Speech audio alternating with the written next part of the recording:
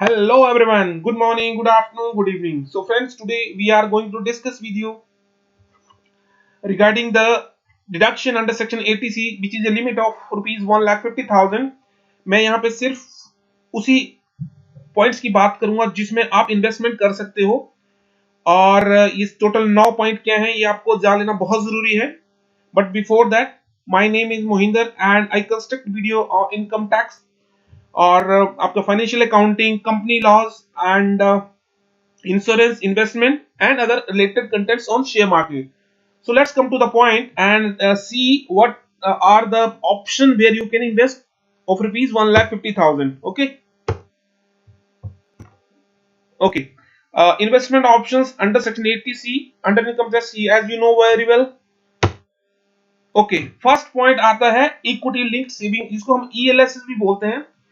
तो ELSS क्या होता है सर कि आप ये म्यूचुअल फंड जो है उसके वो 3 साल का लॉक इन पीरियड देते हैं और इसका जो इन्वेस्टमेंट है उनके जो फंड मैनेजर होते हैं वो ऐसी कंपनियों में लगाते हैं जहां पे जो ग्रोथ कर रही होती है. तो इसमें आपको टेंशन लेने की जरूरत नहीं है. आपने एक बार जो है फाइल उनको फॉर्म भर के दे दिया, आपने इन्वेस्टमेंट कर दिया, उसके बाद आपकी टेंशन खत्म. It's their responsibility to know transfer their fund कि भाई किस में लगाना है किस में नहीं लगाना है. आपको अपनी सिर्फ रिटर्न से मतलब होना चाहिए. ठीक है.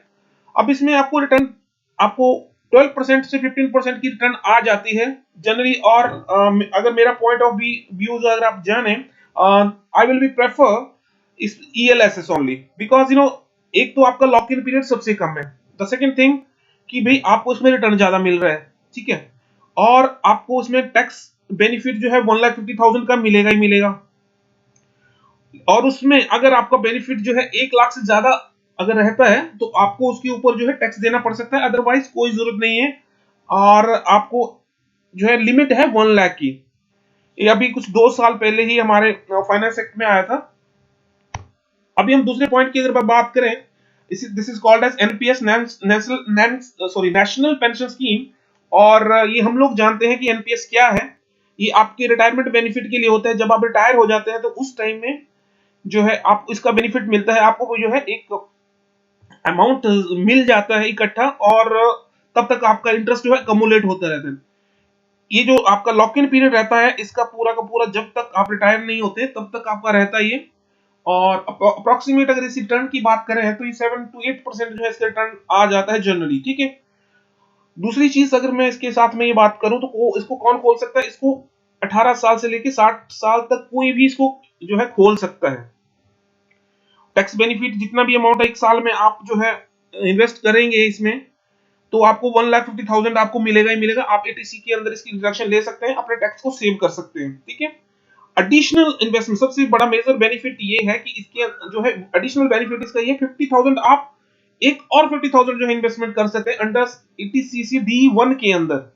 आप मेरी दूसरी वीडियो देख लीजिए जिसमें आपके टोटल जो है 80CCC और 80C और 80CC D1 के बारे में मैंने बताया है आपको. आप उसका जो है बेनिफिट ले सकते हैं और उसको पूरा एंजॉय कर सकते हैं. वीडियो को उसमें मैंने कंप्लीट डिटेल बनाई हुई. ठीक है. और इसमें कोई अमाउंट का कोई भी आपको टैक्स नहीं देना होता, कोई भी टैक्स नहीं लगता है. और अगर आप इसका विड्रॉल जो है या फिर बच्चे की एजुकेशन के लिए या फिर हाउस अपने परचेज करने के लिए या फिर मेडिकल ट्रीटमेंट के लिए लेते हैं, जो भी आप विड्रॉल करते हैं उस पर टैक्स नहीं होता. अदरवाइज इस पे टैक्स होगा. जो भी आप अमाउंट विड्रॉल करें that will be added in your income part and you have to pay tax on that, right? Let's come to the third point. FD सब जानते हैं, फिक्स डिपॉजिट जो है कोई ऐसा नहीं पर्सन है जो उसको नहीं जानता है और इसका बेनिफिट भी लेते हैं. लेकिन सर इसमें आप अगर आप नोटिस करेंगे तो इसका जो FD का रेट है ईयर बाय ईयर रिड्यूस हो रहा है. इसका लॉक इन पीरियड 5 ईयर का है और इसकी रिटर्न जो सिर्फ और सिर्फ 6.5 से 7.5 के बीच में आती है. सीनियर सिटीजन की होगी 7.5 भी, वो भी है इफ यू नोटिस दैट. और टैक्स सेविंग की अगर पर्पस की बात करें तो 1,50,000 का मिलेगा ही. लेकिन ये 5 मोर देन 5 इयर्स के लिए आपका डिपॉजिट होना चाहिए, तभी आपको इसका बेनिफिट मिलेगा 80C के अंदर. जो भी इसके अंदर जो इसकी एक्टिविटी क्या है, जो भी इंटरेस्ट सॉरी जो भी इसकी इंटरेस्ट जनरेट हो रहा है वो आपको उसके ऊपर टैक्स देना है. Why should you invest in that whatever you are earning and you have to pay tax on the what is the use of investment? लेकिन इसमें मेन जो बेनिफिट है क्या है, इसमें एक तो लो रिस्क है, आपको डेफिनेट रिटर्न मिलनी है। सर आपने 1 लाख जमा कराया है, 1 लाख की एफडी कराई है, आपको 5 साल बाद उसका अगर आपको 7% भी अगर लेके लेके चले तो 35,000 आपको एडिशनल मिलेगा, उसके ऊपर आपको टैक्स देना है। तो क्या ये सही है? That you have to decide on it. Okay, minimum FD जो है आप 1000 से स्टार्ट करते हैं, इसकी कोई लिमिट नहीं है, ठीक है। नेक्स्ट पॉइंट पे अगर हम बात करें तो पीपीएफ है। पीपीएफ भी हम लोग सब जानते हैं, पब्लिक प्रोविडेंट फंड, ठीक है। पीपीएफ जो है सब जगह खुलता है, पोस्ट ऑफिस में खुलता है, आपके बैंक में खुलता है, प्राइवेट बैंक में खुलता है, और उसके उसके बाद आपके जो है गवर्नमेंट बैंक में ले लो, मतलब मैक्सिमम जगह ये खुलता है। लेकिन इसकी जो है आपको लॉक इन पीरियड जानते हो कितना? 15 इयर्स। तो लॉन्ग 15 ईयर इज द, इसके पहले आप इस अमाउंट को नहीं निकाल सकते, ठीक है। इसका बेनिफिट क्या है? इंटरेस्ट इस जो है वो टैक्स फ्री है। ओके, इसे टैक्स फ्री होना था, ये टैक्स फ्री है। 1,50,000 का आप जो मान लीजिए 1 साल में 1,50,000 का आप इन्वेस्टमेंट करते हैं, उसके अंदर तो आपको उसका बेनिफिट मिलेगा एटीसी के अंदर, और इसकी जो रिटर्न है वो 7 to 8% आ जाती है, ठीक है। और मिनिमम पीपीएफ को कैन 500 हर साल में आप ले सकते हैं, जबकि मैक्सिमम जो है कोई लिमिट नहीं है। और सॉरी, इसमें आप 1,50,000 ही जमा करा सकते हैं आप, इसको 500 जो है मिनिमम अमाउंट से स्टार्ट कर सकते हैं, ठीक है। अब आती है मेन इंपॉर्टेंट सुकन्या समृद्धि योजना, दैट इज एसएसवाई। सो अपने मोदी साहब ने ये स्टार्ट करी है। बेटी बचाओ बेटी पढ़ाओ कैंपेन 2015 के अंदर can open in any post office, public bank और प्राइवेट बैंक, और any person can start 2 lakh, मतलब जैसे ही बच्ची का बर्थ होता है आप उसको उसके जो है नाम से पैसा जमा कराना शुरू कर दो, और आप उसका टैक्स में बेनिफिट ले सकते हो। आप 250 रुपीज के एनुम से आप स्टार्ट कर सकते हैं, ठीक है। और इसमें जो है आप 1,50,000 मैक्सिमम डिपॉजिट करा सकते हैं 1 साल में, so that you will get the benefit of rupees 1,50,000 under section 80C, जो कि मैं आपको ऑप्शन बता रहा हूं कि आप जो है इसमें भी इन्वेस्ट कर सकते हैं। क्योंकि उसके बाद ये होता किस लिए है, क्योंकि जैसे ही बच्ची बड़ी होती है तो उसको एजुकेशन चाहिए, उसकी शादी के लिए चाहिए। तो इन सच ए केस गवर्नमेंट ने क्या बोला कि 50% अगर आप विड्रॉल करते हो 18 साल से ऊपर जब हो जाती है, तो उसको 50% जो है उसको आप उसको निकाल सकते हो पैसे को, और 18 के होने के बाद उसके बाद प्रोसीडिंग ईयर में आप जो है उसको 50% रेस्ट ऑफ द अमाउंट वो है निकाल सकते हैं। उसकी शादी के लिए कभी भी शादी कर सकते हो, मुझे पता है उसकी शादी करनी पड़ेगी तो उनको निकालना पड़ेगा।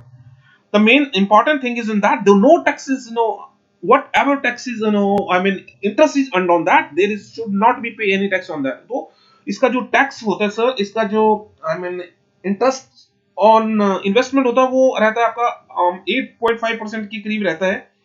तो ये भी आपके लिए बहुत अच्छा बेनिफिट है। अगर आपकी बच्ची है तो आप उसके नाम से जो PP I mean SSY account खुलवा दीजिए, और आपके लिए एकदम से परेशानी खड़ी नहीं होगी, धीरे धीरे जो है फंड इकट्ठा होता रहेगा। So let's go to the next point। National saving scheme NSC हम लोग सब जानते हैं भाई। एनएससी जब हम बचपन से थे तो अब हम इस एनएससी सर्टिफिकेट को हम देख रहे हैं, एफडी कर देते थे।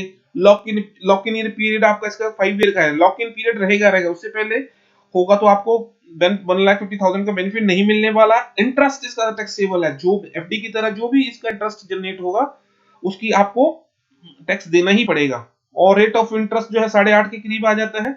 और अगर इसमें लिमिट की बात करें तो लिमिट की कोई इसमें लिमिट नहीं है 1,50,000 या 5 लाख, लेकिन आपको उसमें सिर्फ बेनिफिट जो है आप सिर्फ 1,50,000 का ले सकते हैं। Now let's come to the point number 8, that EPF, employee provident fund. So दोस्तों एम्प्लॉय प्रोविडेंट फंड क्या होता है कि जब आप कहीं जगह नौकरी करते हैं तो वहां पे आपको पता है कि कंपनियों में 20 से ऊपर एम्प्लॉय होने पे वहां पे पीपीएफ काटना मैंडेटरी हो जाता है, ठीक है। और उसमें क्या होता है, जो भी आपका पैसा जो है डिडक्ट किया जाता है उसमें से एम्प्लॉय अपना शेयर डाल के उसको आपके अकाउंट में I mean गवर्नमेंट के अकाउंट में वो आपके नाम से चलता है। वहां पे अगर पीपीएफ का नाम सुना होगा आपने तो वहां पे चालू हो जाता है और वो पैसा वहां पे एकमुलेट हो जाता है, उसके ऊपर आपको इंटरेस्ट मिलता है। और ये रेट ऑफ इंटरेस्ट रहता है बिटवीन 8 to 10%, क्योंकि ये चेंजेस होता रहता है बीच में, गवर्नमेंट इसको चेंज करती रहती है कि भाई पीपीएफ I mean पीएफ पे कितना इंटरेस्ट जो है एप्लीकेबल होना चाहिए जो भी पैसा एम्प्लॉय का पड़ा हुआ है, ठीक है। एक और इंपॉर्टेंट और सबसे अच्छी बात है, ये जो अमाउंट है ये नॉट टैक्सेबल है। जो भी इंटरेस्ट इसके ऊपर जनरेट होगा वो आपको उसको टैक्स नहीं देना उसके ऊपर आपको, ठीक है। उसके बाद मैंने आप जो लिमिट है वो 12% बेसिक सैलरी का जो एम्प्लॉयर को जो है 12% काटना होता है, और उसको और जो एम्प्लॉयर है वो 13.61 उसका डिपॉजिट करवाता है। तो नियर अबाउट जो है ये सारा का सारा समझ लो आपको 24% जो है हर महीने जमा हो रहा होता है, ठीक है, आपके अकाउंट में। और जब आप उस एम्प्लॉय जॉब कंप्लीट होती है या छोड़ते हैं तो वो आपका पीएफ जो है आपको मिल जाता है।